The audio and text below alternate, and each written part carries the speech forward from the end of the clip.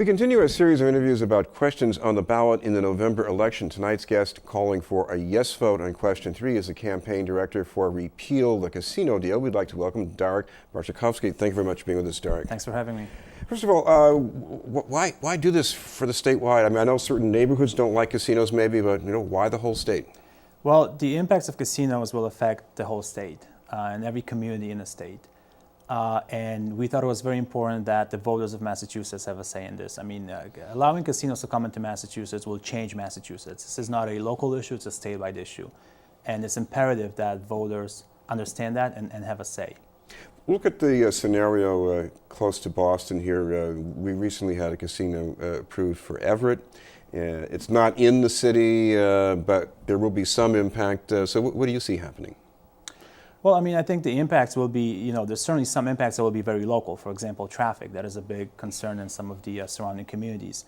But again, you look at discretionary income that will be diverted from small businesses in the region. In Boston, the tourists coming into Boston that would spend money, otherwise spend the money at entertainment venues and some of our great museums and cultural attractions and restaurants. If they get into that casino, they're spending their money there. So there's an economic loss. The lottery takes a hit. There's a loss in local aid. The impacts are just negative, across the Commonwealth. Well, talk about the traffic here, because one of the things we had been hearing several years ago was that look at all the money people in Massachusetts spend going to casinos in other states. So we should have some of that money spent here. So isn't there some gain when you have a casino in the state here? Well, we don't think it adds up for a number of reasons. Like I said, the discretionary income that people will be spending at casinos. There are people that will go to a casino when it's in their backyard and perhaps will not travel to Connecticut to go to a casino. So there's money from communities, from small businesses is going to be diverted to the casinos, number one. Number two, the negative impacts of gambling, the gambling addiction, the traffic, the increase in crimes, those are all the problems that are going to become local problems. So we need to address these problems. We need to come up with the money to mitigate these problems. So I think in the end, when you look at that scenario, the benefit's just not there. What about the number of jobs in casinos? Sure. So, when the law was passed, the projected number of jobs was 50,000. Right now, if you look at the TV ads from the Coalition to Protect Massachusetts Jobs, they're talking about 10,000 jobs. So what happened to 40,000 jobs? Now, everybody understands that there is a negative impact when casinos come to town. If that wasn't the case, we wouldn't have mitigation agreements to mitigate these impacts. So when the residents of Massachusetts were sold on the fact that this was going to bring 50,000 jobs. Perhaps some people thought, well, 50,000 jobs, yes, there'll be increase in crime and increase in gambling addiction, all these other things that we can mitigate, but we're getting 50,000 jobs. Now we're getting 10,000 jobs. There is no mechanism in these agreements for these numbers to be, for these agreements to be enforced. The casinos, its states and agreements can make best effort as far as the number of jobs, as far as where these jobs are coming from, and how many of these jobs are local. And, now they're saying 10,000, who knows? Perhaps in a year or two, it's going to be 5,000 jobs. So that number is just, it's smoke and mirrors. If you look at some other places around the country, it does appear we have a casino glut. But a lot of these places where casinos are folding, they seem to be in cities where there isn't much else to bring in visitors. And now, wouldn't Boston be a different case? I don't think so, because the incidents you're talking about, they're not isolated incidents. It's a trend. You look at Atlantic City, you look at Ohio, you look at Delaware, Pennsylvania, Michigan, even in Connecticut, they're reducing hours at the casinos, they're laying people off. It's a trend. The market is oversaturated, and these casinos in this oversaturated environment cannot deliver on the promises that they're making, and that is true across the board. Boston, of course, has a lot of great attractions, but so do some of these other states that try to experiment with casinos, and the casinos have not delivered. Ohio is a perfect example. In 2.5 years, they have not met the revenue projections that were being sold for the first year. It's just not happening, and it's across the board, and it's a trend. And we don't think Massachusetts will be any different. There is really nothing that sets Massachusetts apart from the casino experiments that we have seen over the last few years in dozens of other states.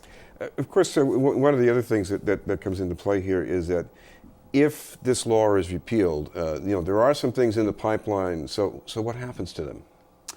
Well, I mean, when you look at the Plainville slot parlor, it's a risk that the owners of that site and the developers took, and they understood that risk.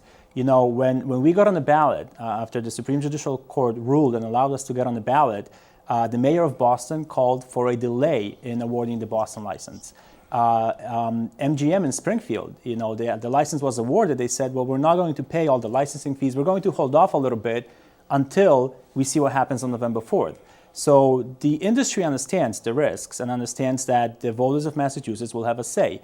If somebody is oblivious to that risk and decides to go ahead and start building the slot parlor, that is a decision and a calculation that the industry made.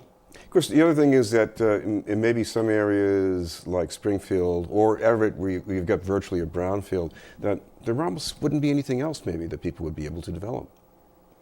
Well, I mean, I'm not sure what they would or wouldn't be developed. I think there are sites across the country where brownfields that have been cleaned up and have been developed. To say that a casino is the only thing that can be developed in Everett, or a casino is the only industry that can come and improve the economy in Springfield.